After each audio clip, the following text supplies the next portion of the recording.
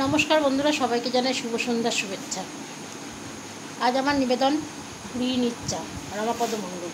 ঘুম থেকে উঠে চায়ে চুমুক খাওয়া, রবি ঠাকুরের সঙ্গীত গাওয়া, সারাদিন মন ফুরফুরে থেকে মুখে ফোটে যেন ফুল।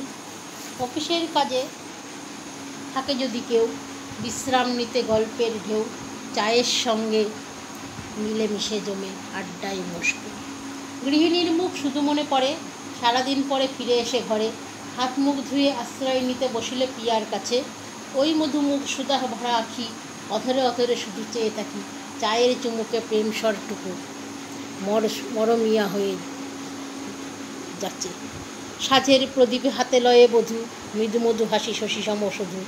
তুলসী তলায় ভরিয়ে আলোতে হাসে পুষ্পের হাসি, তুলসী পাতার লিকার চা যদি রোগ শোক জরাসারে নিরবধি, এনে দেয় হাতে সাথে গৃহিণীর মুচকি দুষ্টু কাশি, প্রাণে পুষ্পের হাসি।